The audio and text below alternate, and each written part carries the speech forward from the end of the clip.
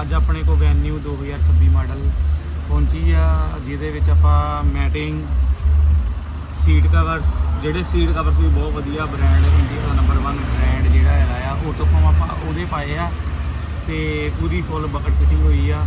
ਤੇ ਇਹਦੇ 'ਚ ਆਪਾਂ ਡੋਰ ਵਾਈਜ਼ਰ ਹੋ ਗਏ, ਆਪਣੇ ਸਕ੍ਰੈਚਿਸ ਤੋਂ ਬਚਾਉਣ ਲਈ ਬਾਊਲਸ ਹੋ ਗਏ, ਤੇ ਆਪਣੇ ਇੱਕ ਹੋਰ ਚੀਜ਼ ਹੈ ਜਿਹੜੀ ਸਾਈਡ ਗਾਰਡ, ਜੋ ਗੱਡੀ ਦੇ ਵਿੱਚ ਇੱਕ ਤਾਂ ਫਿਨਿਸ਼ਿੰਗ ਬਹੁਤ ਸੋਹਣੀ ਹੁੰਦੀ, ਗੱਡੀ ਦੀ ਲੁੱਕ ਬਹੁਤ ਵਧੀਆ ਹੁੰਦੀ, ਤੇ ਦੂਜਾ ਜਿਹਨੂੰ ਆਪਾਂ ਕੰਧਾਂ ਦੇ ਵਿੱਚੋਂ ਕਿ ਜਦੋਂ ਖੋਲ੍ਹਦੇ ਓਪਨ ਕਰਦੇ ਹਾਂ ਕੰਧਾਂ ਵਿੱਚ ਵੀ ਲੱਗਦੀ ਗੱਡੀ ਸੇਫਟੀ ਹੋ ਜਾਂਦੀ ਆ, ਉਹ ਚੀਜ਼ ਉਹਨੂੰ ਕਹਿੰਦੇ ਹਨ।